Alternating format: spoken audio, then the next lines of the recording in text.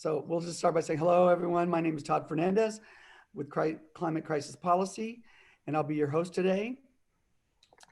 We're very excited to welcome everyone back after last week's wonderful climate convergence. It was a great success. Bravo, everyone, and thank you all. We've sent out the videos today, and I also sent out an email with what I perceive to be 4 really exciting takeaways. And so I'll read through those real quick for the record. First, on Congress and the grassroots, Senator Merkley suggested a bicameral joint briefing every 3 weeks for the grassroots, as was done on healthcare. Bicameral would be both the House and Senate staff coming and reporting out. This opens the flow of information to empower outside action and to coordinate that, which is all of them were saying is critical, and they were really asking for it. They were very emphatic about wanting outside grassroots pressure on climate. And the pushback from me on them was, well, we need to know what your plans are so we can organize outside, because how else do you coordinate if not? And so there was that offer by Senator Merkley, which I thought was wonderful. Number 2, National Climate Coalition of Coalitions. The major enviros seemed very supportive of forming a national climate coalition infrastructure of some kind. And evidently they were already discussing this idea behind the scenes, which is wonderful. We also learned about the existing 5 tables, which are 5 different informal coalitions. And so now the task is to formalize a coalition. I mean, like, it's got to have paperwork, it's got to have membership agreements, it's got to have staffing, obviously. And then to expand that to be open to all groups in the climate movement and beyond. That's no easy task, obviously, but it's an interesting one. And the next thing is the scientist and policy greenhouse gas calculations. This is huge news, and I couldn't believe when I first started talking to them that this is so well received. But MIT and Project Drawdown are willing to establish a scientific advisory committee to assess the greenhouse gas reduction impacts of proposed legislation. So as I say, this is huge. A clear measurement on this front could be critical to knowing that what we're fighting for will work and could help us transcend policy disagreements. And of course, EJ and JT lenses will also be applied in any drafting process.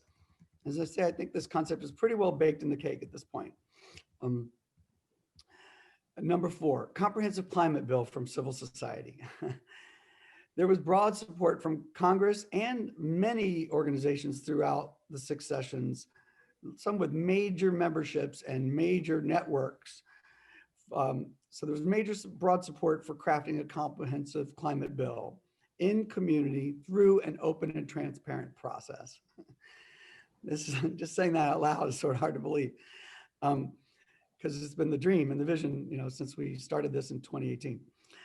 The OFAC team, which is of over 400 plus groups, is excited to be one of the bases for this work. And March for Science and Rania Beatrice was key in that effort for the OFAC, and the fact that they're excited to I don't know what the word is, reformulate and then engage in this broader agenda is very exciting. And there are other bills in the works. I'm told the Green New Deal table, led by the Working Families Party and Sierra Club's big in that, is drafting some sort of bill as well. There's also U.S. Climate Action Network, which is one of the 5 tables, and they have a vision for equitable climate action, they call it. And it's a quite interestingly detailed list of policy expectations. So it's sort of written at the level of detail of the policy digest, but it has a lot of specificity on what needs to happen and how that needs to be approached. And so that's an interesting starting point. And then of course, our policy digest, and then our work on what's missing, which is I think one of the biggest pieces. And if we combine all of that with the MIT and drawdown analysis, we could be very well positioned with an extremely powerful bill. And then the last piece, which I'll mention because it's really with respect to our organizing, is immediate next steps and bills to lobby now. So for that, we've invited everyone who registered and attended to have their legislative directors review the 2020 climate bill package. and then also the policy digest, and then send along any bills they have in the works to add to the package. And we won't talk about it today, but on the next call, we'll go over the new bills in the pipeline. And then we're also inviting everyone again who registered and all the groups that attended to adopt their congressional district and to join that network as we work on the package of bills as a precursor to a big bill. So with these 5 points, I think this is starting to shape up to be a plan of some sort. I hope I'm not overstating where people were, where the overall sentiment was. I feel like these are legitimate takeaways. And I'm still listening to the rebroadcast of these again, so I can hear it. Obviously when you're in it, it's hard to pay attention. But I did listen to a couple, including the second hour of session 2 with the Major Greens. And I really got to listen to them and their enthusiastic willingness to have this conversation. The idea of a climate Congress was suggested by the Center for Biological Diversity, which leads so many legislative initiatives. Having MIT and Drawdown in that session with the other major organizations really was, I think, turned out to be wonderful in that it brought this scientific lens to this drafting process, and their enthusiasm, I think, was contagious for the group. So I won't go through and dissect it specifically, but overall, there was just tremendous reception to the idea of needing a superstructure, super infrastructure, an umbrella infrastructure of some kind, and just overall, a real positive energy about finding ways to expand the tent and work together. So that's a huge win. I mean, that's frankly the reason why we threw the party, to be honest. That was the goal. And then the MIT goal and Drawdown, that scientific advisory committee, that's been on our wish list for a minute. And that came together before the meeting even happened, which is why they were so ready to say, so strongly they're willing to go into that. And so all that was amazing. All right, so it's 12:12. I know we want to find a way to talk about this together and debrief about this. I'm seeing chats. Let's see what, I can look at those in a second whenever everyone else starts talking. Before we do that, because I'm not sure how to handle that conversation and when to have it, we have our core team meeting on next Monday. Everyone's welcome to that. We'll probably dig into it there. It makes the most sense. And then we'll figure out how to have this structured conversation going forward, what role we're playing, what role other organizations might play, how much leadership we need to have. We might need a new organizing team like we did for the symposium to take on the task of organizing a couple paths of communication. There are 2 big paths. One is the infrastructure conversation about a coalition framework. And then the other, of course, is a process for drafting a comprehensive bill, which hopefully there'll be others with a lot more capacity helping to lead. But nevertheless, we'll have a role in those conversations. And I think particularly in bringing the bridge to the grassroots and the almost 1,000 organizations that signed up for the convergence. They're all the local groups all over the country, just like we are, like y'all are. And so it seems to be that this is the convergence for that conversation. So we'll see. We'll figure out how to proceed. We'll talk more about that on Monday. But without further ado, I want to invite 2 report backs from our policy sector teams today. They've been hard at work, and some of them have been waiting for their opportunity to share their wisdom, and we're grateful to have you both, all of you here. First up, we're going to have Gary Belkin, who's going to cover the environmental justice policy sector team, as I understand it. Yep. Welcome, Gary. It's good to see you, and thank you for all you're doing. Thanks a lot, Todd. Can everyone hear me? Do I have the screen? You should have access. Great, I got it. Yeah. Okay, so Thank you, Todd. You know, I first met Todd in jail, and he talked with great passion and very refreshingly for me to hear somebody talking about we have to mobilize a people's movement around policy because we can't leave the pace and breadth of that to the political process without that countervailing pressure and clarity and ambition. And to see how far you've gone from that is obviously it takes a village, but your energy and your clarity of vision has really just you know, reaped everything you just described is really remarkable. So we're the environmental justice and just transition sector team. I know Rachel is on, who had wanted to make some opening comments, which we were unable to coordinate because of communication issues yesterday. But Rachel, do you want to just briefly, you want to make some preamble comments? Yeah, I do. I think it was very wise of whoever decided to do it to separate just transition out from environmental justice. And also it's very interesting that neither of the reports from Congress, Senate or House, uses the term. I think it's a political strategy because it makes for a neutral playing field, and it doesn't turn off people who don't want to be mushy. I think that's all it is. But I think the spirit of just transition and environmental justice pervades both of them as I read them. That's it. Great, thanks. And we actually wanted to dive in.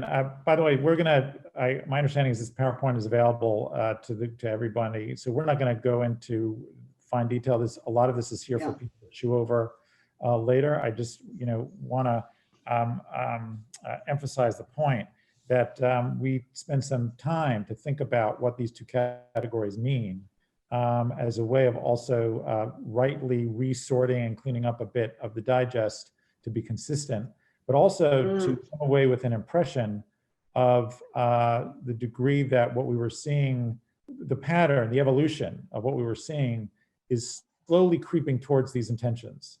So environmental justice as really being about repairing, remediating, reparating past injustice in terms of how harms have fallen on on communities of color mostly than the rest of the country, as well as moving forward. So to repair the past harms and to move forward in a very different way, and in that also give voice and specific attention and purposefulness about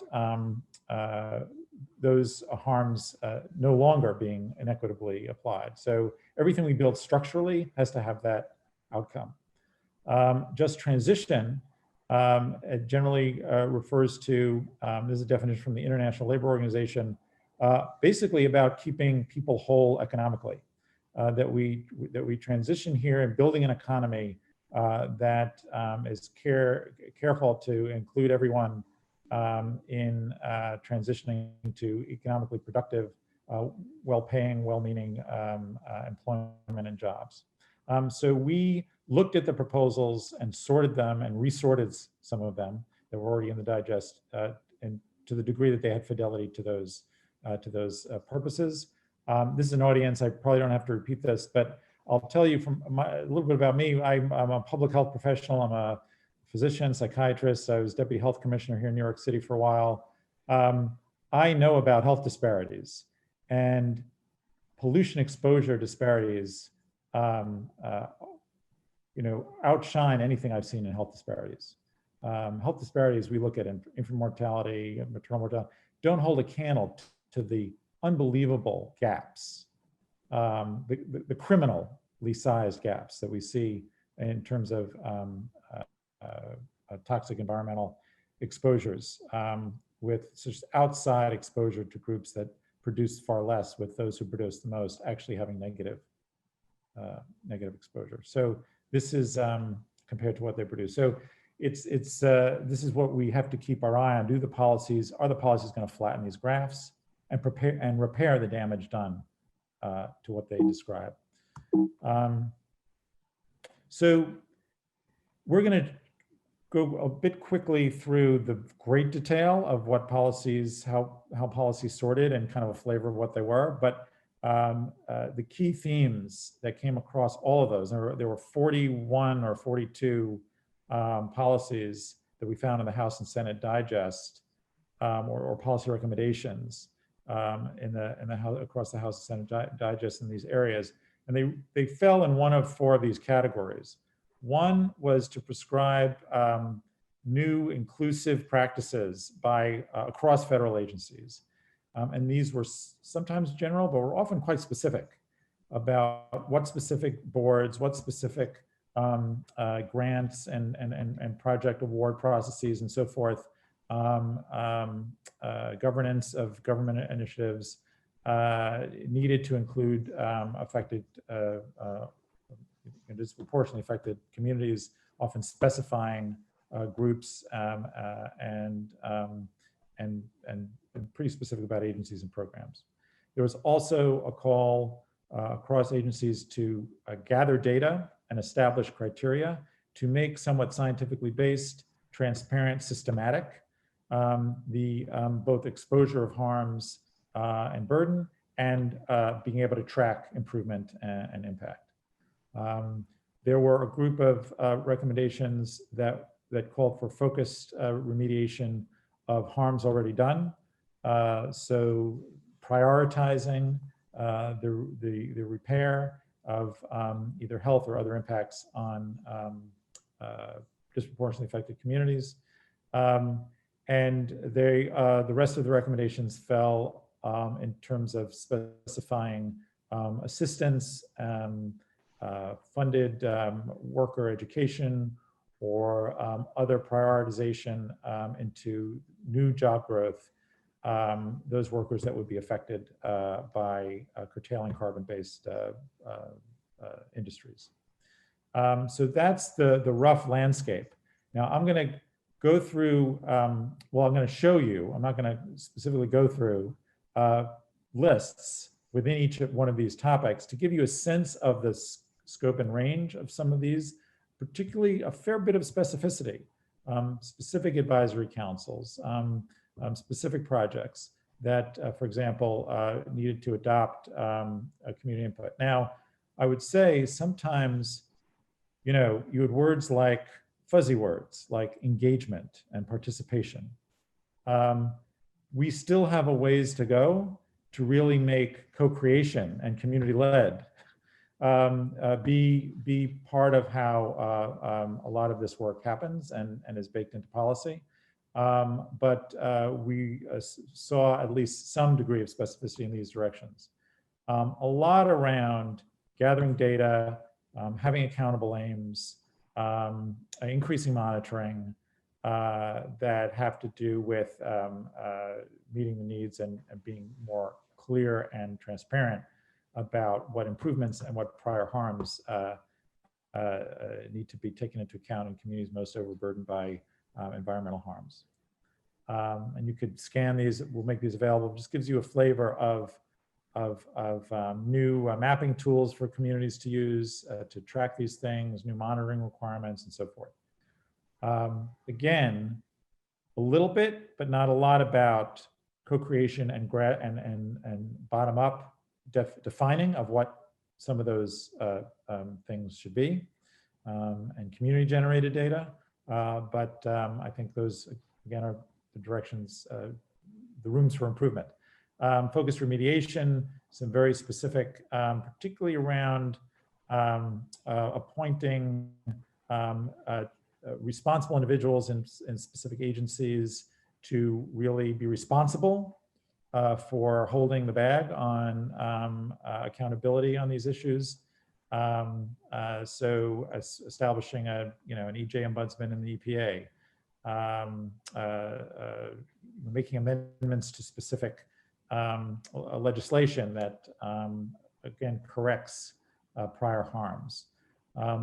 Most of those harms were in access to assistance and grants. Some of it was in access to legal support, such as General Counsel, EPA General Counsel support and attention. Not enough from my point of view as a public health professional was about remediating health harms. So it was about some of the structural things that led up to those health harms, but not really literally cleaning up messes. So there's some of the room for improvement. And then finally, the area of focus areas of workforce transition, a lot of job training programs and increased funding for workforce development and job training, often around specific worker areas like coal workers or coal industry folks who would be displaced, but generally trying to get some more infrastructure in terms of worker transition and support. I think there's important analysis to be done about what the real needs are going to be and whether this lives up to that. But there's been movement in those directions. As I mentioned, 41 recommendations and 36 of them or 26 of them had not yet been in the digest. Were just topics not yet covered in the digest. So there has been a real growth in this area recently, and that's reflected in a lot of proposed bills on the House side. Charlotte from our group will give a very brief flavor of some of them, which may already be familiar to folks, but there has been real activity that were reflected in the House and Senate reports. Even though they haven't been acted upon yet, they were highlighted and referred to as the source of a lot of the recommendations in the committee reports that we described. Charlotte?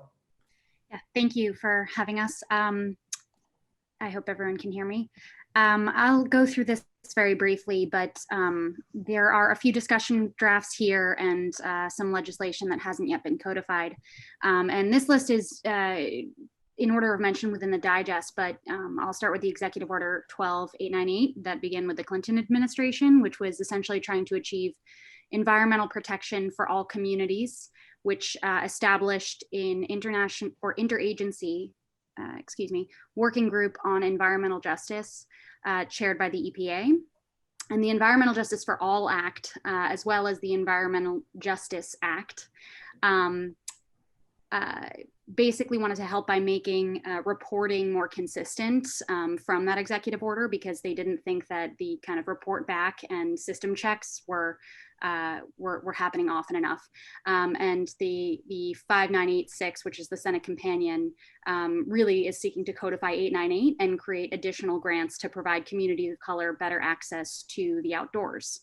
The Clean Future Act is mainly about reducing emissions to net zero by 2050, but incorporates EG and most importantly, just transition language, and doesn't necessarily use that, but talks a lot about kind of making the human shift match the economic shift in a humane way. The EJ screen is about making an EJ mapping tool available to all, while the Climate Equity Act is supporting EJ and JT proposals in previous legislation, but critically involving, which is a theme here, involving input from frontline communities impacted most by the Act's proposals. So that's just a quick run through, but I wanted to get that. And if people want to look at this later, we broke out, what were new, what were already there. So the House side, 20 things that were only 3 sorts of approaches that were already in the digest. So a lot of stuff going on the House side, and these are a lot of them, and folks can look at them. And these were the ones. These were the ones on the Senate side. A little less new stuff, but still mostly, almost having new stuff. So there's been activity in the environmental justice area. It's gotten attention, and now we have a vice president-elect who has made this signature issue, has proposed legislation in this area. As a senator, we have a incoming Secretary of Health and Human Services who has put health, who's also made environmental justice a cause as Attorney General in California. So, so this is we would really like to see this this area build out more along the room for improvement sort of themes that I briefly mentioned, and so we're a few very key takeaways about where to go next on this. So what is missing? You know, I mentioned briefly, but what they have in common is you know, across the digest, which are really sort of drawdown based sector changes, isn't really yet a strong space for building the social fabric to take on this stuff. Because we could pass these policies, but a lot of their reality is going to be by how people change their lives, the social cohesion, the collective efficacy, the emotional strength, and infrastructure to do that. And we think that particularly the environmental justice area, the movement, the environmental justice movement, comes closest to really naming the importance of that. And so we think environmental justice legislation should start thinking about what is the community social emotional strength and infrastructural capacity building measures that government can take. As a public health professional, as I've been saying, my focus is actually mental health and around emotional resilience, around the collective trauma in communities that actually face the most harms and have to do the most work. Moving forward, we know a lot in the public health space about how to build community-led practices that help mobilize, heal, and build that social infrastructure and emotional strengths, and they need legislation to help them. So that's a real big topic area that we would like to see get into the digest. A lot of the policy ideas come from the environmental justice community and are yet to be represented in the digest. So that's one area we'd really like to both put in the digest, but also put on the table for the collective work that Todd opened this meeting with that's emerging, that make it on the agenda, that our social infrastructure get attention as much as our transportation, energy, our hardware infrastructures. We also need to pay attention to our software infrastructures, and I think that really comes from the environmental justice lens. We need more members from the environmental justice community, from organizations, and so we're asking this group for help in getting interest and participation from more people. Frankly, we're a bunch of white people who volunteered, but are not of this work, and we really desperately want to change that. We're going to continue. Sorry for spelling that wrong. Continue monitoring what's coming out of the House and Senate sides, and also other policy ideas, and keep the digest fresh at all times. So very interested in any questions, but also in any thoughts about this what is missing point, because we'd really like to move in that direction, not just for the digest, but for the larger movement. Thank you. Wonderful. Wow. Well, this is fascinating to hear that the landscape has evolved and that the digest is not keeping up, which is not surprising, because that's sort of a good thing. We want, things to keep evolving. So we'll have to figure out how to update the digest, which documents and whatnot are not included. And it almost sounds like, well, if the people were using the spreadsheet to do this comparative analysis, the backend spreadsheet, which starts to really basically digest the House plan and digest the Senate plan, that is the framework for updating the digest. So that could become mechanical, but from the first copying and pasting exercise, there's a whole round of rewriting these things and summarizing them down to sort of this common vernacular. So, and that takes countless hours that Rachel and I did together. So it's not a small task. So we'll have to figure this out. But this is all very exciting. And the capacity in the community-led social infrastructure that you're talking about, this makes me think also about the coalition building framework construct, because it's essentially the same question. It's collective impact. It's like, how do we organize the existing capacity to be efficient and effective? And I think that's a very important question for civil society as a whole, because we're not just talking about trying to get together and pass a bill. we're going to really be dealing with the aftermath of, how slow this all happened. And so, society is going to be radically transformed in the future, I expect, by the inertia that has occurred already. So we talk about mitigation, we really should be talking about disaster preparedness, to some extent, and organizing civil society to pass legislation and doing it from the bottom up, where you create, input channels for policy that then become implementation channels for action, and then the team that's going to stick together to keep everyone, help everyone through this transition. Yeah. So there's a lot to think about. I'm sorry, Gary, did you want to comment? No. I'm just saying, I've been pushing this notion of, socio-emotional capacity building for a long time, and COVID has made that a much easier argument to make. People get it. Oh, this is what mass disruption looks like. This is what system failures looks like. This is what depressed, traumatized, angry, scared, disconnected, socially uncohesive population can do to really kill itself. And so that piece has more balance, but we need to build the building blocks of repairing it. So that's fascinating. All right, let's figure out how we get all this stuff in. We just really need these ideas, and writings, authoritative writings, anything that's missing. Yep. And so which entities can dig into this and write something up quickly, so we make sure that their content is in the mix. What coalition? The American Psychiatric Association was part of the symposium, and they're doing some fascinating work, and the physicians as well. So maybe we can connect you to them. So I formed a group actually called the Social Climate Leadership Group, which has all the mental health organizations, the American Psychiatrics, Psychology, Social Work, National Council for Behavioral Health, several American Public Health Association, all trying to articulate this. And we have some model policies, and I'm working with some congressional offices, and we'd love to get, as those get a little more firmer and some backing into not just the digest, but into our broader agenda. Very exciting. All the pieces are percolating, and they're in the motion. And just keep in mind, our group with EJ and J Tree, we're our group. But, on the symposium, NAACP was there, and We Act, and lots of other groups. My head for names anymore. So the plan moving forward, obviously, is that we're not going to shepherd all of this, but we're going to build this tent that is going to have those groups in it. So we're not going to be speaking. We don't need to speak for others. But that said, it was comforting to see many groups speaking this language. And when you're part of a minority community, your goal is really to propel your issues into the mainstream and then have them adopted by everyone, so that it's no longer what color we are, but everyone's saying the right ideas. So we're on that road, and I think that's, again, getting baked in the cake a little bit. But your pieces that you're talking about are not yet in the mix, so we got to add those.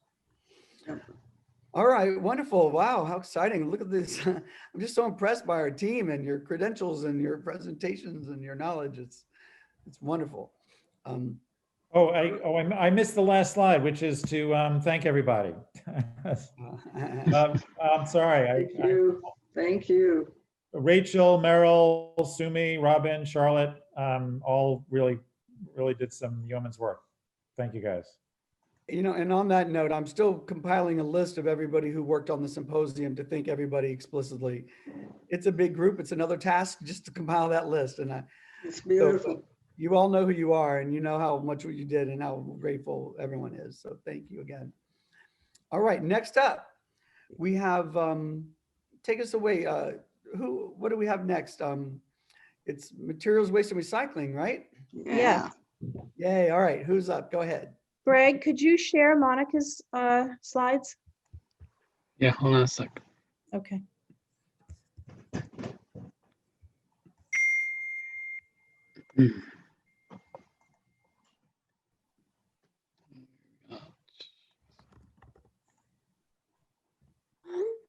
This is the correct set, yes, Monica? I'm not seeing it.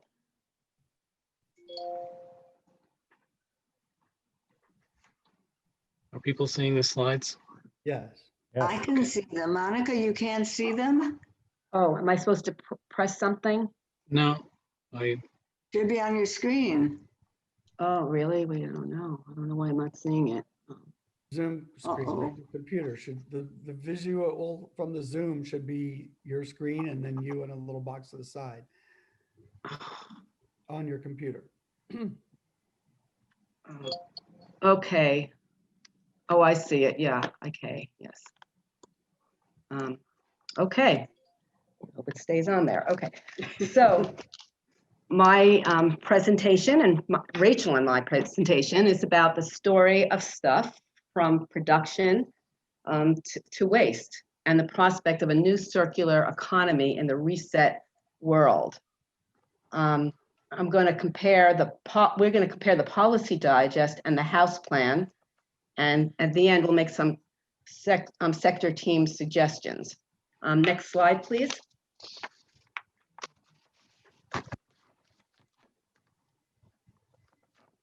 So our sector is materials, waste, and recycling. This is the story of stuff, and it starts with materials and it ends with recycling. And that's the key word that I want you to just keep in mind, because I feel there's a bit of controversy about this word. Next slide, please. So the industrial sector accounts for about 30% of US greenhouse emissions. A lot of these emissions, most of the emissions come on site and also are attributed to transportation, bringing the materials and natural resources to the factories, and then the products are made. And the other source of greenhouse gas emissions is offsite, and that comes from the use of electricity. And as you know, most of our electricity is made up of fossil fuels. So it's really a double whammy. If we can go to the next slide, please. So this sector began quite innocuously in the early 1800s, and with the first factories, and they ran on wind and water. Yeah.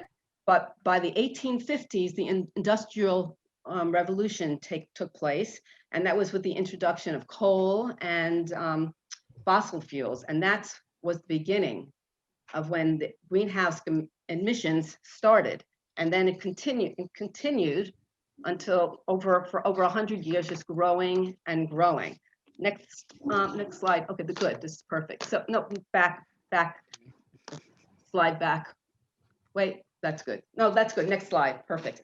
So anyway, this for over 100 years, materials flowed in a linear progression. So it started with the natural resources and the factories, and materials were made into products, and then maybe they were transported to another factory and made into bigger parts like computers or cars, and then they're transported again to a retail space, or to Amazon, who will transport it again to the consumer.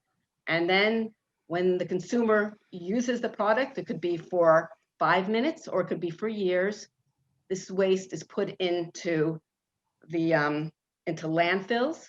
It's put in, it could be burned, and even worse, it could be transported using more fossil fuel to another country. And just as a result, the greenhouse gas emissions has increased exorbitantly because this process doesn't work.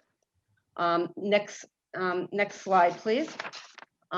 The House report and the digest, they support a circular economic model, and this is very, very, very promising. In this model, they talk about reusing, recycling, and responsible manufacturing. Also, it promotes new industries and jobs which reduce emissions and increase the efficient use of natural resources. Also promotes electrification of the collection fleets, right? They all run on fossil fuel, and the facilities. So a very ambitious goal by both. The goal is to reduce greenhouse gas emissions, CO2 emissions in the industrial sector by 40% by 2050. But just notice here, when we talk about the circular economy, the last part of the circular economy is reuse and recycling. So I'm going to let Rachel take over from here, but keep that word in mind, recycling, because this is the clincher, I think, Yeah. to all the policy that if we want the policy to work, we have to really define this word, and I'll discuss this more. Okay, Rachel's going to talk more about materials, refrigerants, and concrete, another big polluters. Thank you, Monica. Good morning. I'm going to talk about two very, very different situations. One is unbelievably complicated. That's the refrigerants, and one is not so complicated. So let's, whoops. Shall I unmute myself? No. Can you hear me? Yes. You can hear me. Okay, fine. So refrigerants, first of all, it's international. It's international. The product refrigerant is an international product. Next slide. So I'm telling it like it is. It's been steps and missteps to combat global warming, starting at least from the 1970s. Next. Okay, well, somebody invented Freon, and then we had a problem. Next slide. Why is this happening? Why do we seem to look at the atmosphere and there seems to be a hole in it when you look at the stats? What is going on? Okay, so enter the UN. The United Nations, it sounds like it took them a rather long time, created the Montreal Protocol on substances that deplete the atmosphere in 1987, and the aim was to phase out Freon. Next slide. Yeah, good. Okay, so then, it was discovered that the substitute gases, which we are using today, and I want to say that again, that we are using today, they substituted for Freon, and unfortunately, they produce greenhouse gas. Okay. So here's the UN gathering in Kigali, Ruanda, to amend the get out of jail free card for Freon, and now they want to phase down the hydrofluorocarbon gases, once thought to be the solution for Freon. Now this is a sad state of affairs, because there is something going on. We're just saying we're gonna switch gases. We're gonna find new ones. It is insufficient. Okay, we're talking about a gas with a lot of different names. There are all kinds of them. They're man-made gases. They require regular inspection through the life cycle of a product that is hard to track. So if I give my refrigerator to Monica, where is it? You know, where is it? This is a very expensive proposition to even find where these things are after they leave the manufacturer, because that's when they start leaking.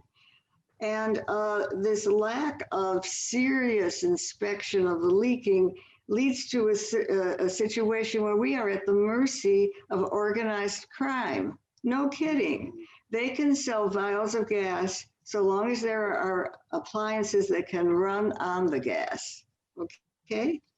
So in the US, there's virtually no mandate for inspection. I suspect California may have something like that. But those of us who are trying to educate the public, and Tara Vamos is one of them, along with me and Margaret Perkins, we try to educate the public. It's very difficult to educate them about the gas leaks.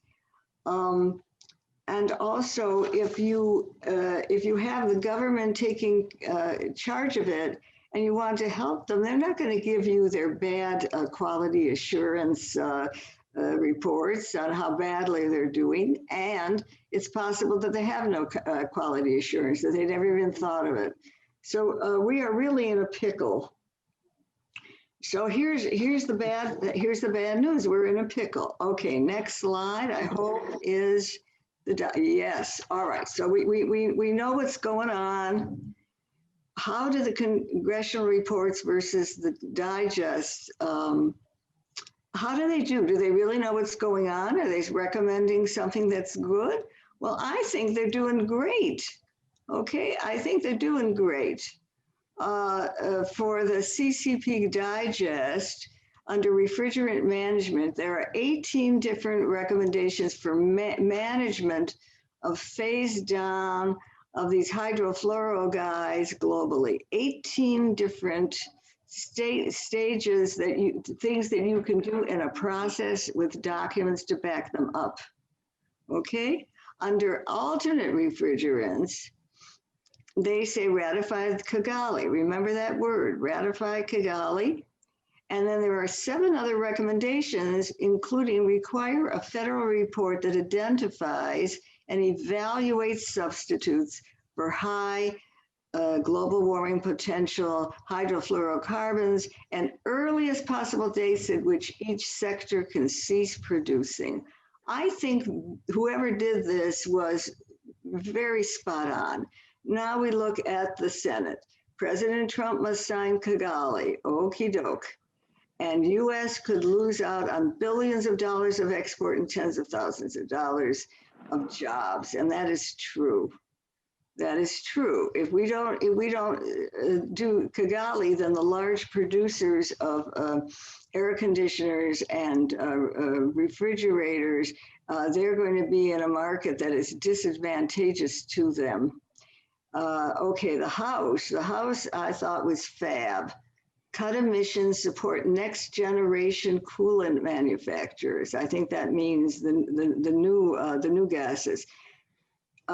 Direct EPA to phase down production and consumption of HFCs, curb HFC leakage, see transition to available alternatives, increase resources for agency enforcement, that's my favorite word, agency enforcement of and education about regulations, including prohibitions against venting. Venting is the word they use when the stuff just goes straight into the air. Create grant programs to replace HFCs, which is what we have now.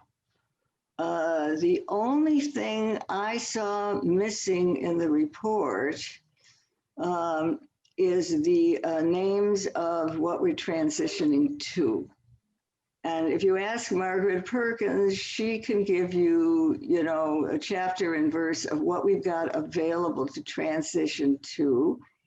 And it turns out that some of the stuff that we might transition to might explode unless they're in a building that is constructed in a certain way where they won't explode. Nobody seems to be talking about that. And we are looking into the possibility of looking at building codes. I may be exaggerating, being nervous, but I don't think I'm the only one who is thinking along those lines. So anything, I think the digest has everything in it. I really do. Next slide. Okay, all right. We were surprised. We who love clean gas, we were totally astounded when we found the American Innovation and Manufacturing Act of 2019. What is this? And we are recommending it. And it turns out, when you take a look at it, you take a look at the charts in the act, which also phases down the worst of what we have now. And I was looking at Kigali on the internet, and the charts are almost identical. And because the manufacturers with headquarters here in the US are going to be killed if they don't do what Kigali says and stay at the same standard. That's why the act was there. Next slide. Okay. So it looks like no one, either in the digest or anywhere else, is planning for these possible explosions. So stay tuned. I may be exaggerating, but as I say, I'm not the only one. Okay, next slide. Okay. Now there seems to be, despite what the House says, which is very forward-looking, and we love it, those of us who care about these things, it looks like there is really in Congress a fierce resistance to doing what the green people want to do, which is to do something to prevent this venting, you know, and that's very expensive. Here's an example of interference already in New York State. A number of us also belong to 350 NYC, and of course, you know, Margaret made sure that we wrote them, and she wrote them, and I looked at the grammar, and at the end of all of this, we didn't see anything about leakage. We didn't see anything about what we really wanted, despite our testimony and all this effort. So it's a tough situation to begin with, but I think it's going to be an upward battle, because who's going to pay for these different stages, you know, and what's in it for them? So stay tuned. Are we done with the gas station section? Let's look at the next slide. Okay. Oh, here's my epilogue. Oh my God, I couldn't believe this. Okay, Thomas Ridgely. If we have time, let's do Thomas Ridgely. In a Cleveland hospital somewhere in the 1920s, one leak from a refrigerator had just killed 100 people. So Thomas Ridgely invented Freon and went on to be appointed president of the American Chemical Society. Okay, so we're back to explosions. And that means that we've been looking for an answer for safe refrigerants for 100 years and never completely solved the problem. It should be noted that this chain of events did not start because of greed, but the desire of a chemist to make things better. And so it goes. Okay, so let's keep it real. Let's go to the next topic, which is more lively and fun. Okay, next slide. But Rachel, before you move on, Yeah. I'm seeing in the chat that there's talk of the AIM bill moving. Yes. Oh, I forgot to say that. They told me about it, and I'm old. I can't chat and talk, and you know. Oh my God, yes. Let's talk about that. Yeah, I got that too. And you know, I can see why it would be moving, because it's something industry wants. They need it for their business, and they don't plan on you know, putting any more bells and whistles on it. So you know, they have the power to slip it in. If they have the power to slip it in, let's talk about this as long as you want, Todd. I'll ask you to. No, that's fine. Let's move on. It's just a note in the thing that this work is progressing faster than almost anything else. So looks like there are going to be some solutions in motion. Okay, exactly. Okay. So before I cede back to Monica, I have a very uplifting little set of slides on the cement. So I apologize. So let's get back to me and my slide deck, and we go to the cement. Oh. Okay, which I think is slide 11, where you see the picture of the Colosseum in Rome. Okay, this is fun. This is really fun. So here's the Colosseum. The first effort, you know, to build it ended in 80 AD. This is amazing. It's still standing. Its concrete contained a cement that mixed with other ingredients render that concrete so permanent, the ancient building is still standing. Look at this. Now, the recipe was changed a few hundreds of years later, but it lasted, you know, as is for thousands of years, okay? But just now, some cement companies are changing their traditional production, and their cement ingredients result in green cement that emits less greenhouse gas. So I wondered, can we regulate it? Next slide, please. Okay, so this is the old quality assurance coordinator to me. How can you regulate it? You need this, this, this, this, this, this. Well, it turns out that the federal government in the House bill is looking for a standard, but there are standards that exist now, and there are a few cities that are actually making green cement using a standard. Next slide. Okay, here we go. So I told you the situation, which really is not disastrous or sad. All right, how are we doing? Okay, so the CP digest is a little lean right now. It's got the description from Drawdown. It contains only one document, a think tank report on cement in California. That, oh my, that emphasizes carbon capture research to produce a cement with lower emissions. Okay, that's going to be beefed up. The judges is going to be beefed up because now we've discovered at least three parts of the country that are doing this. There's something in Marin County, there's something in Portland, Oregon, and then we actually have a bill. I can't believe it. We actually have a bill and they have a standard. Okay, the problem here is that if you look at,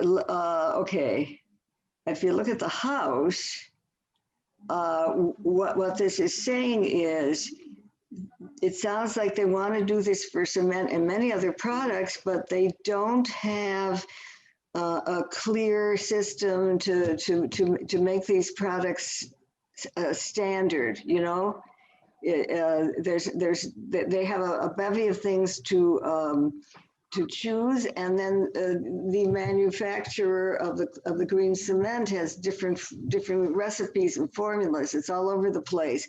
So they want to standardize the EPDs, which are called Environmental Product Declarations.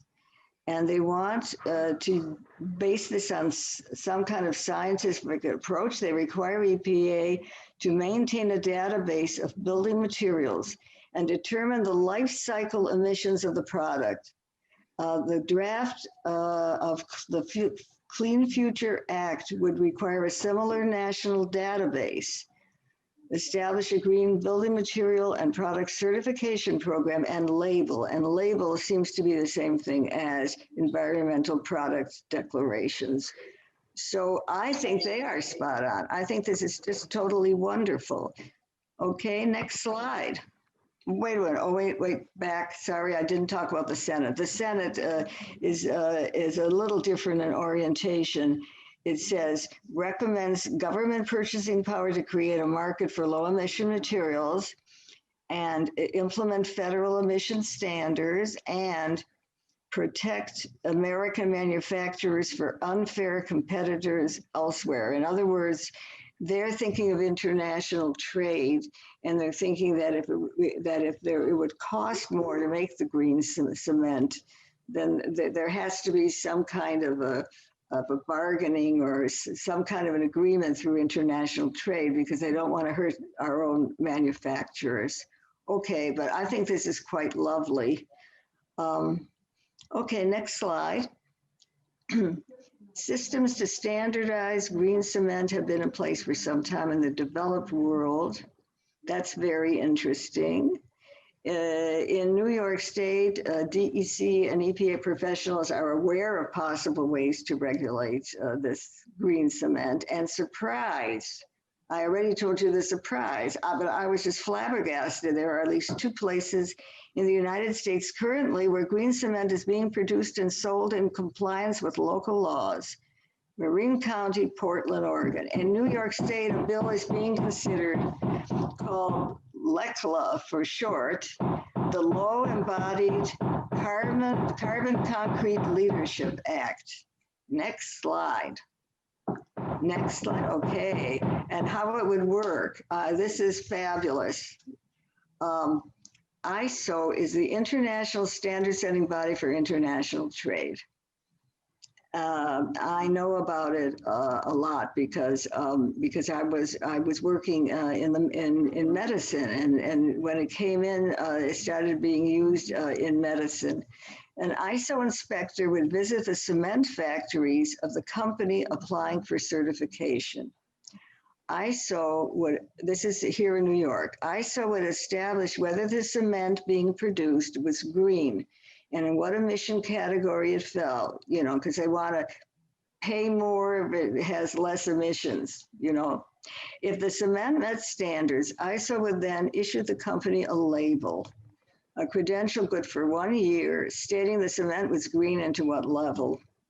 New York State government would reimburse the factory owner for the cost of the ISO inspection.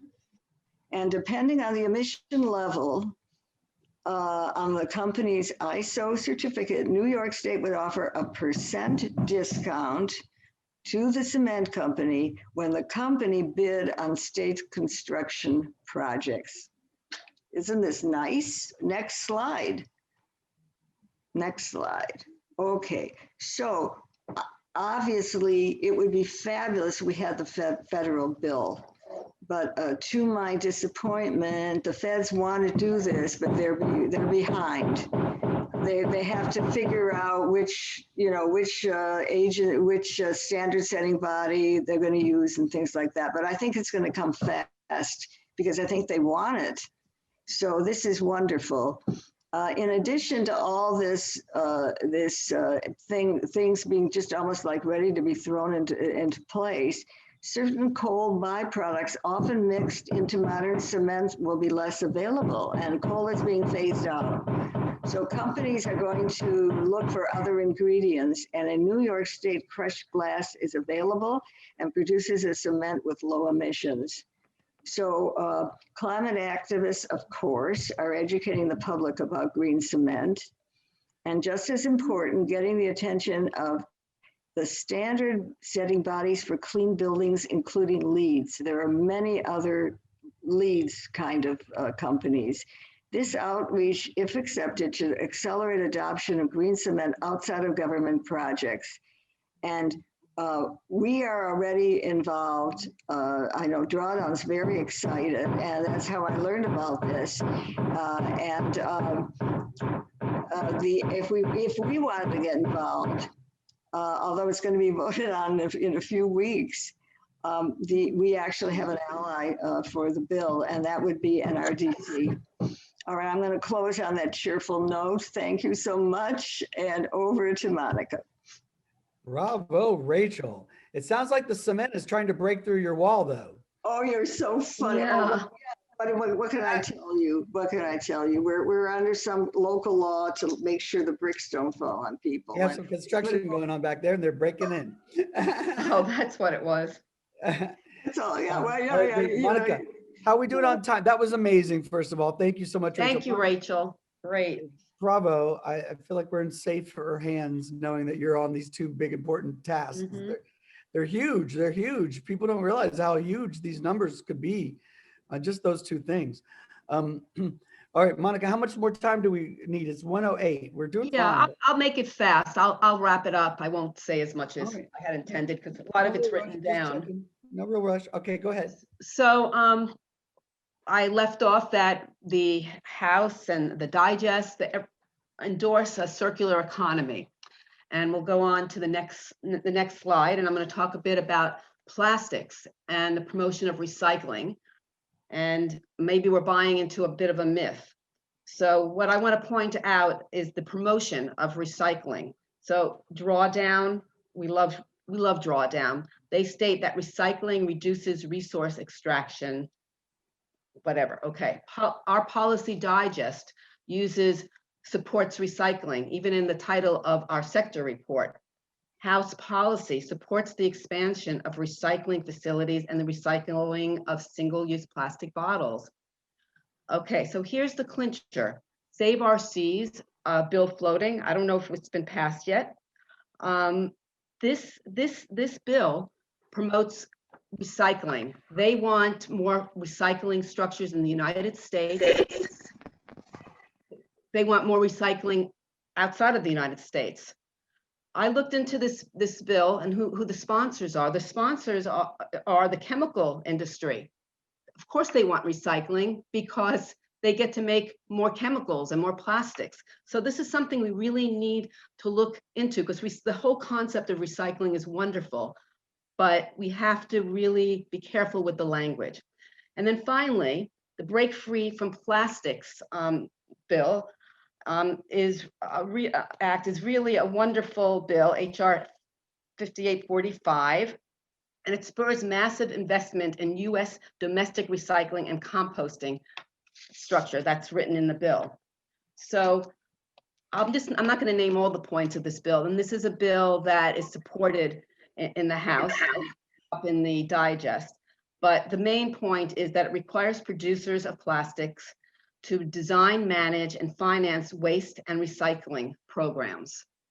So this in effect would encourage reuse, because if the producers had to pay for what we're paying for as the public and as municipalities for the recycling, and a lot of it wasteful recycling of their products, they might want to do reusables instead. And the other point in this legislation is to pause the construction of new plastic facilities. So this is really a wonderful bill, and we should support it, but we should make some corrections to the bill. Somehow we should add some amendments. I think that's really important. Next slide. You'll see the, next slide. And that's, as you see, the problem. And the next slide, some say bioplastics is a solution. My research shows that this is another myth. The concept is great, but we need more scientists to work on this, because right now, most bioplastics are put into the landfills and they off-gas just like plastics do. So we shouldn't get sidestepped. Today, it's a false solution. And more research is needed, and the Break Free from Plastic organization has information on this topic. Next slide, please. The digest endorses recycling. And of course, we saw in our circular economy, that's the last step in the process. And recycling is really, really good. But we need to change the conversation from recycling to reusable. And I can't emphasize this enough. All plastic bottles and containers should be reusable. So let's redefine recyclable: a plastic or material with a confirmed end user. No end user, then the product is not recyclable. Therefore, a recyclable is a reusable and is part of the circular economy, which we all want, which is being promoted by all. Next slide. Again, another big topic. I'm not going to go into it, but the other waste, of course, of the other waste besides plastics. Plastics just represents 20% of industrial emissions, and everything else, industrial waste, represents the remaining part. And then again, industrial waste results from manufacturing stuff. The stream of waste is diverse, and not all byproducts can find a second life. Both the House policy and digest articles promote a circular economy. So again, redefine recycling, and you can read this. This is what the policy suggests. I'll emphasize two: the development of a system for tracking information. I think this is a wonderful idea, that every product I'm going to add this. Every product should have a SKU number. Okay, we have the technology to do this. Also, the electrification of industrial process coupled with building a national grid, which has predominantly clean energy. Really, public policy wants this, the House wants this. Wonderful idea. And then finally, I'm not going to go through all my recommendations, our recommendations. I'll just say a few. Again, making the producers of waste responsible for collecting and financing the recycling. This was alluded to in the plastic legislation. Bring it to all materials.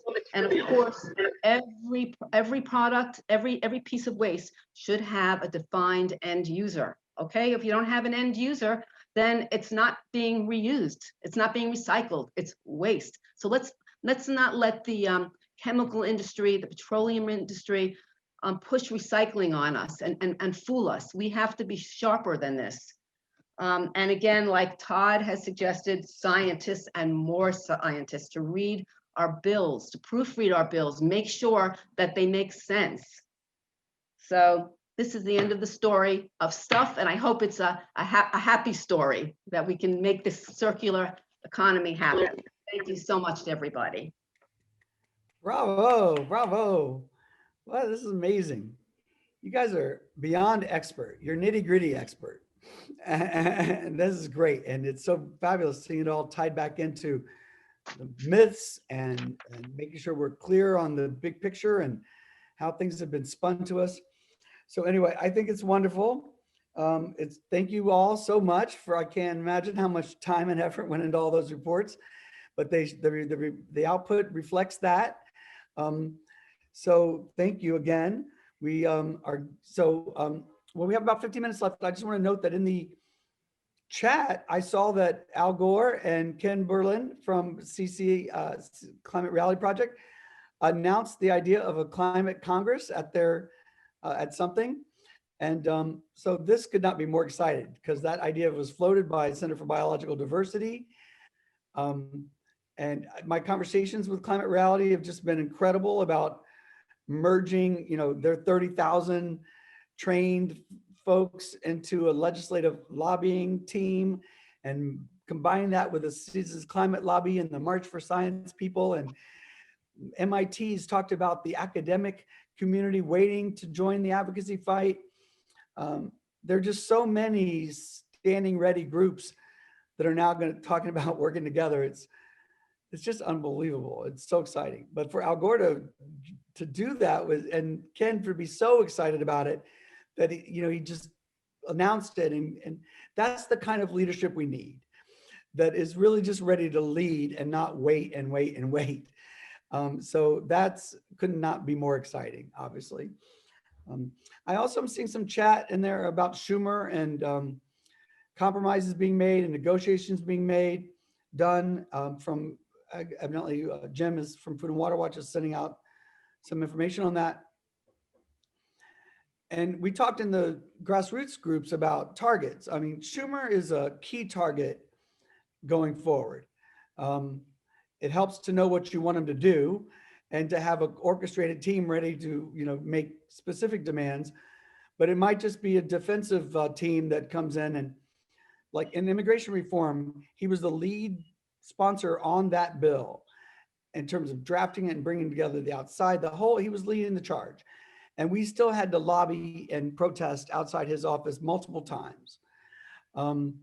So holding the Democrats accountable is something we can do in New York State if we know what we want them to do and what's wrong. And there's a flow of information on that front. So this is one of the infrastructure concerns or needs really to get that flow going from the people who are monitoring the day-to-day operations like Food and Water Watch and others, and get that flow coming out to the grassroots and to the direct action teams, et cetera, so we can start to work as a team. And immigration reform, that was all centrally controlled. And there are layers of operation, et cetera.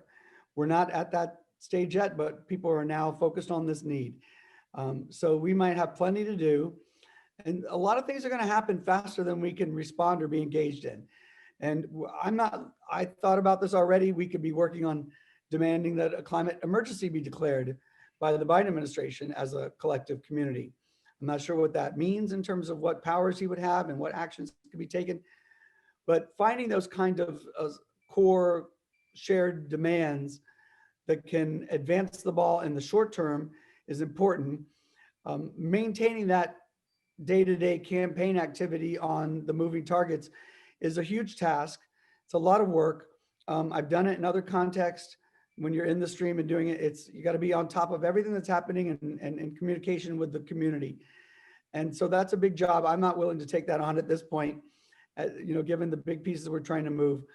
But to the extent we can keep everyone informed and other people here are interested in playing that liaison role with the movement, let's talk about that and enhancing our capacity so that maybe 10 minutes of our meetings or 15 minutes of our meeting every Wednesday is report back on what's happening now and ways to engage.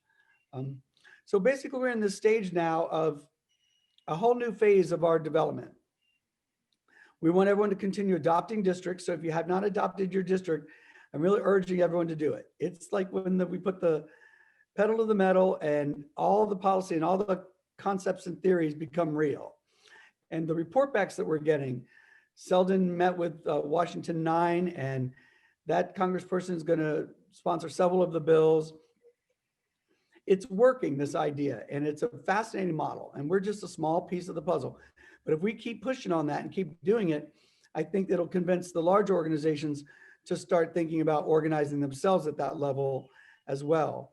And that would obviously be huge. And we are already talking to big groups that have capacity like this. The church community in particular, the faith community, they're going to be mapping out their congregations by congressional district is the plan Lavona and I are cooking up, because they're eager to get to work in certain Republican districts, et cetera. So we're going to figure out the lay of the land there. Well, then we'll have our adopted district model map. We have 3 interns, maybe it looks like from Global Kids, coming on board at the end of the month for a couple months, and we're going to put them to work on the adopted district and reaching out to all of our groups, looking at our network by geography as well. And like I said, almost 1,000 groups have signed up for the symposium. So that's a lot of on the ground power to work with. We'll be building on the climate bill package, making sure that all that's being refiled, and then seeing all the, there's a list now of new bills to add to that, a growing list. And that'll give us, on the ground action to be more proactive about. And then of course, if Schumer and not Schumer, but Merkley's idea of a bicameral report out every 3 weeks comes to fruition, we'll obviously want to be plugged into that. But we're not trying to organize a direct action campaign this year in the moment. But since all of you are, busy activists in your local community, we can hopefully provide a conduit for that kind of information in an organized way. And that's really the question. What are we going to be doing over the next few months? How are we going to organize ourselves? We're pretty well organized, frankly. The marketing team's doing great. There's a whole idea in play for they call it a hackathon, where you invite, but instead of a computer problem we're trying to solve, it would be a messaging marketing for the bill package and the climate issue as a whole, and to have an open sourced weekend where all and they're going to do it through the 4A's Association, which is the marketing association, and the idea is that they would host it, and then people from all these different firms would put together their own little teams, and they would come to the climate messaging-a-thon, and over the course of a weekend, they would come up with campaigns and whatnot. So that's exciting. There's just so many things happening. It's almost too much to keep track of right now, but that's a good problem to have. And we're all being a catalyst in important ways. Oh, we also need to talk about the 30th of December. I see Lynn here, and the climate carbon pricing conversation, which is underway and developing and evolving. And there was a little dust up about it during one of the sessions. I wasn't following the chat, but I could tell from the reaction. So we got to think about this, and whether next meeting, the 30th, is the right time for us to dive into it, because we're still collecting input on that and figuring out how to have that conversation in a constructive way with all the various points presented. And I'm not sure that we're quite ready for that. So we'll discuss that on Monday. And then of course we have to have the conversation about how do we proceed with the big organizing frameworks that are being presented. So it's a lot to consider, but we have an incredible team. I always fail to take stock of how much progress we've made because my eyes are always on the horizon as to what remains to be done. The symposium, people were very excited about it. That was wonderful to feel. And I was happy myself watching some of the videos that I was better behaved than I was afraid I had been in navigating these conversations. But it was not an end game, obviously. And so people are excited, oh, what a great job we did on the symposium. Little do they know, we have much bigger plans, obviously, and we're on track for those plans. Our work from the OFF Act, the fact that the OFF Act team and the 400 groups that worked on, endorsed that, and whatever team it was that prepared it, led by March for Science and Food and Water and others, that they're eager to pick up that organizing and expand. That's huge. The OFF Act is our baby, as we know. We started this work in the OFF Act, promoting it. So that's exciting too. Anyway, I forget where I was going with that, except that there are a lot of threads in motion now. And the role we play in it going forward is to be determined. We're facilitating, we're convening, we're helping to steer the conversation. We're providing a ground game that is a model for what could happen at a much more sophisticated level. We're providing a pathway to unity across sectors using the bill package.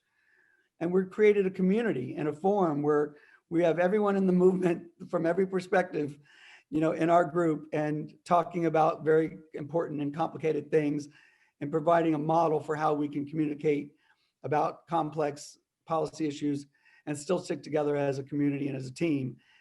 And so we're leading by example. We've accomplished so much in such a short period of time.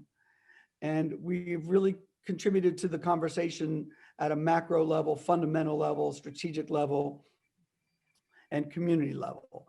And so bravo to all of you. As I say, I forget to take stock of how far we've come, because even the minute the symposium was over, my mind started thinking about the myriad of next steps that are possible and how to even begin to take that next step with now so many more people in the conversation. So we have a lot to figure out. Come to the core meetings on Monday. They're linked on the website. I saw somebody had an issue with that.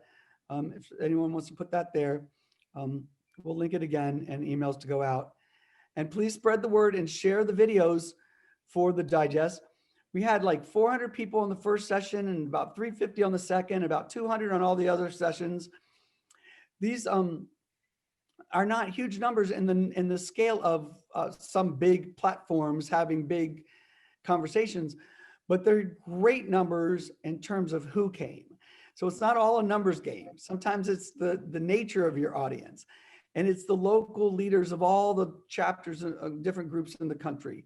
And then of course, all the symposium participants, which are the leaders of all the big groups, and their willingness to go to the next stage of things and to work together and have inclusive processes. These were all miracles, really. We could have been at a very different conversation after the symposium than we are. And I have nothing but hope. I realize that, institutions don't move quickly, but there's a sense of urgency clearly coming from them as well. So we'll keep our thread going. There are going to be many more threads that are, set into motion because of all of this. But everything is pointing in the right direction. So thank you everybody for everything you're doing. It is important. All of your voices made that symposium happen. The way, you communicated behind the scenes with your groups and your leaders from different organizations and work together to bring elected officials to the table. It's so clear that this is a collective impact already manifesting. And it would not be happening without us as a team. And it won't, we can't stop, even though it would be nice to say, okay, yeah, all these things are set in motion. Now the big players with all the money and all the power could do it. But, I look at the history to date, and there's of Congress and all of our civil society, and we have not figured out yet. So we're far away from a bill with mandates and clear calculations as to the impacts, and then plans to implement those plans, and then the collective effort to actually go to work and do all that. but we're in a better place than we were 2 years ago. We're in a wonderful place of new beginnings and new hope in the season of Hanukkah. And I hope everybody has a wonderful holiday season and relaxes a little bit. I'm going to try to relax. We're probably going to have December 30th meeting, but we'll see in the next few days if we decide to give ourselves that break. It's hard to take a break when you have momentum and everybody's excited. So we probably won't. With that, I'm going to end it. I'm just going to thank everybody, the tech team. You know who you are. It was amazing, everything you did. And we'll figure out a way to debrief a little bit more about the symposium together and share our feedback and excitement. Please come to the meeting on Monday if you'd like to join that initial conversation. So with that, I wish you all happy holidays and eternal gratitude for everything you're doing. And I'm excited to work on the future with all of you. And I'm hopeful now. Thank you and goodbye, everyone. Bye, Todd. Thank you so much. Thanks, Todd. This is great. Thanks. Thank you all. What a team. What a team. Bye, Meryl. We can hang for a second if the crew wants to stay on. If anything y'all want to say, we can stay. Anyone who wants to hang out for just a second. So I think that's it, though. We're ready for next Monday. Bravo, Christine, and those teams that did these report backs. Y'all making us look smart and like we've got more things going on than I can keep my head around. Any closing thoughts from the team about next steps or Monday?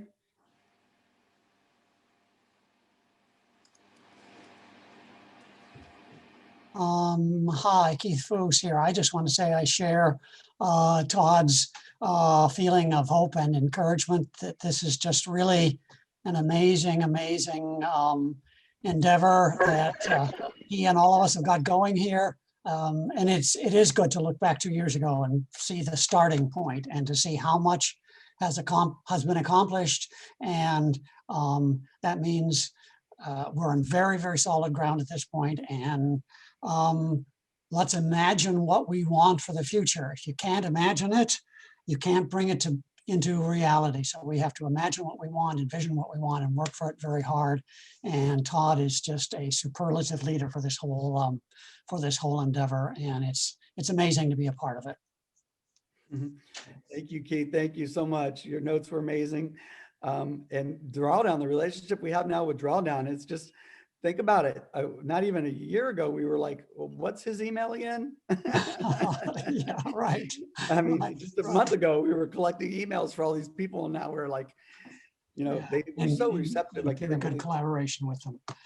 I got to check out. Thank you so much for this meeting. See you on Monday, everybody. Yes, you, Keith. Look forward to meeting with you. This is Lavona. Bye-bye. Yeah, bye-bye. Todd, just a quick question on scheduling. Good meeting. Quick question just on scheduling I'm doing my long-term all the way off to January planning. That's about as far as I can get. But so I was just noting that the January 13th, which is the legislative director kind of meeting, would be our normal every 2-week meeting. So are we sticking for the near future for January, February with that every 2 week? You did mention the 30th. What we might do then. And then, so the 13th would be 2 weeks later, and that's the legislative director's day. Okay.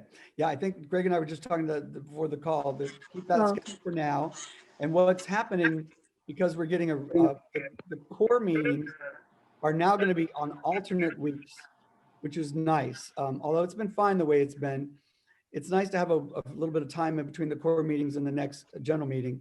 And that's just a fluke of the schedule because the core meetings are first and third Mondays, and then the Wednesdays are every 2 weeks, and that just flows every 2 weeks. So it's random as to how it falls by month. So that's the current schedule thinking. And yeah, I'm thinking about the 13th myself. My head is still very tired. Okay. But it's getting better. So it'll be soon, but it'll be back. This morning, it started to feel back when I was writing that email for the update. But I got to figure that out. And I got to figure out how to talk to the other people in the symposium about, what they envision and who's willing to actually go forward and how. And I think people need want a little holiday break, so I'm not sure how much progress I'll be able to make on that before the, so we'll see. We'll regroup on this on Monday. Okay, all right. Embrace. But if for your, in terms of your planning, I was thinking maybe, like if we do the 13th, not to just do our 12 to 1:30 session, but to maybe have a few 1-hour sessions, and we invite the sessions to come back. So maybe the faith team could have its meeting that day, but at a different time. We could have the open meeting as we normally have, and I would try to schedule maybe the legislative directors in the morning, maybe to bring the executive directors of all those groups who wanted to come together for an hour meeting or in that same day. Basically just have it if we can, pull it together so it's like an overview day of next steps and report backs from, on all these various fronts. Okay, so I still would want to do, since I've already, even prior to this, the symposium, said that the faith community group would get together. Oh yeah, that's on that separate. 19th to 29th. So I'll hold on to that. That'll be a more interactive breakout groups, that type of thing. Actually, So- more working. Yeah, of course. We talked Yeah, about more that of a- when I did the other day. Absolutely. That's a Okay. separate, that's more like Yeah. a working meeting. Yeah. Sounds like. And so just for clarification, for that day of the 13th, when you said like we'd have maybe, whatever, general meeting like we have, and then the possible sector meetings. I know you were thinking of grouping maybe a couple of them together. You mentioned on Sunday. So for the faith community, which is a tad bit different, but in terms, they don't really have legislative directors except for, maybe there's of the groups that were there, I mean, just Jose, who is the legislative director at CCC, a couple of those others won't have legislative directors per se. That's all right, yeah. What work, think about what kind of work those folks, if we're calling that panel back together and additional or whatever, what that might look like. All right, I'll think about that. And let's talk about that some more between now and then, of course, and the Okay. content for the faith meeting. This idea of mapping the districts, I think we should get into the climate bill package education component with them and getting them reviewing the bills just to see if they're going to, be comfortable supporting it through whatever.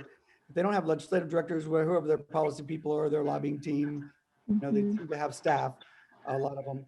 So whomever the right people are, I just use that as a generic term to zero in on the conversation we're trying to have.